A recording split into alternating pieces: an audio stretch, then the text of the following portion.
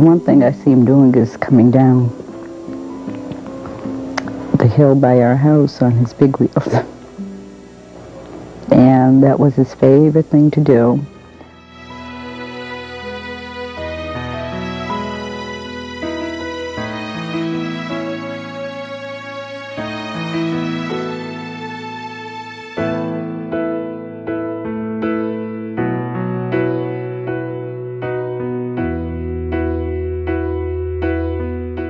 When he began to walk and talk, everyone knew David. He would be on the ward and he would visit everyone, always very positive.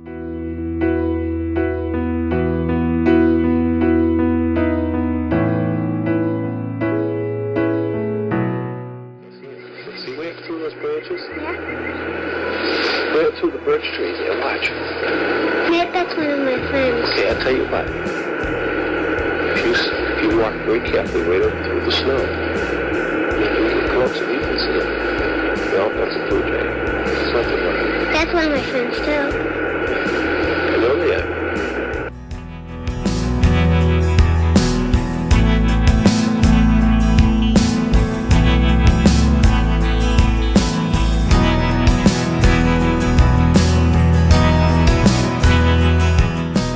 That tragic moment could have been the end of David's story, but the Sears weren't going to let David's memory fade.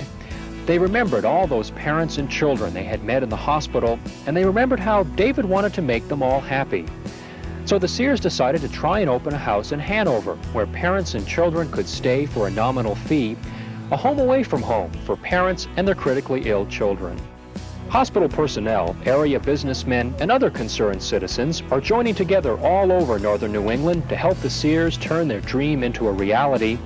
So far, the committee is raising money and is looking for a house near the Dartmouth-Hitchcock Medical Center. Dick describes his vision of the building as being a big, friendly house with open arms. It would have 7 or more bedrooms, a kitchen, and lots of space for kids to play in. And oh yes, one more point, it will be called David's House.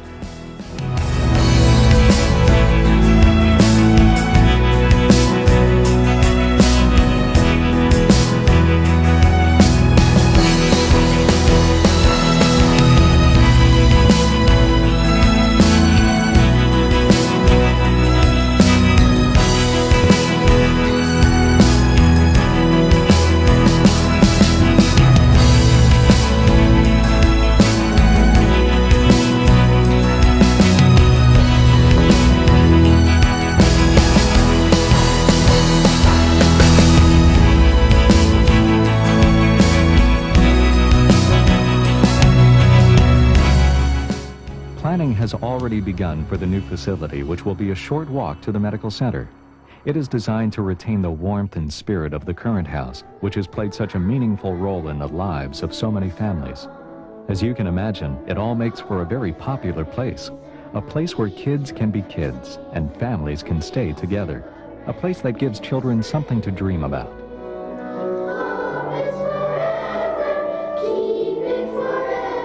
Hope. That's what David's House truly is all about. Good people being brought together, daily needs being met, an opportunity of respite for these children and their families. These are just a few of the people that are helped through your support of David's House. But there's much more work to be done. That's why I'm asking you now, on behalf of all children and their families, to get involved and to give generously. If David's House is to continue providing support for the families of New England and beyond, we simply must move closer to the medical center, and soon. So please, let's make it work. Give generously to David's House today for a brighter tomorrow. Thanks for watching.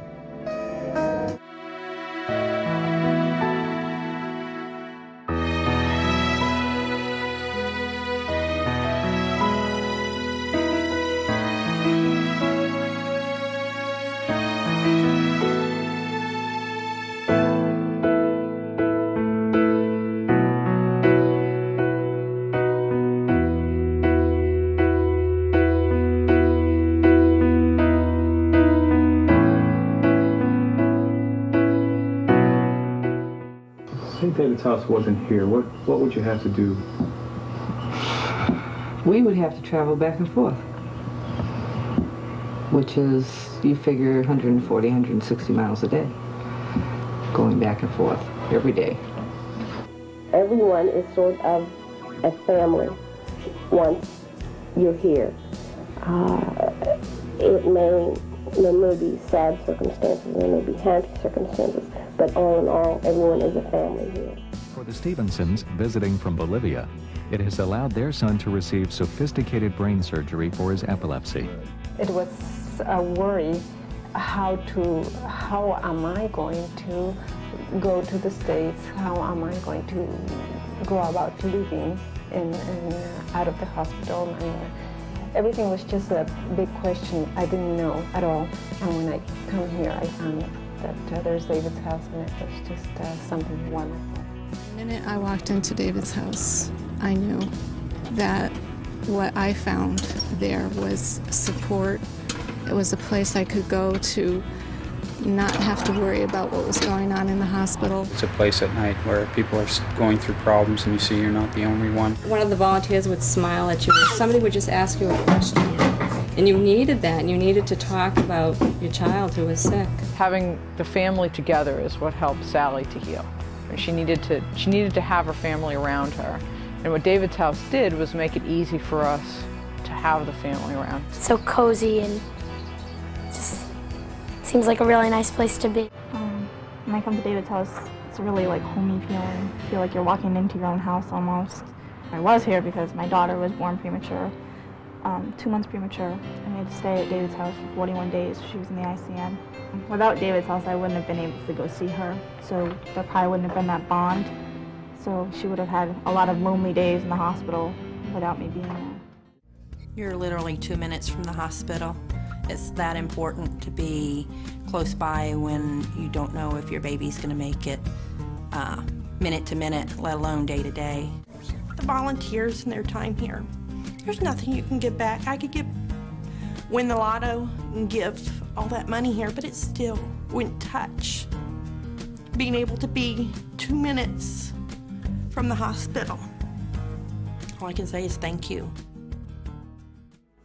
What do you think David would say? I mean, if he's looking down and seeing what's going on in that house that he so wanted, what do you think he'd say?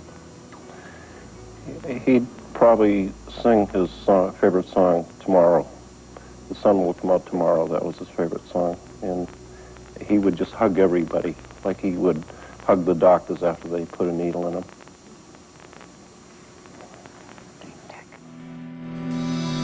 10,000 families have walked through David's door since the day the good Lord called his angel home.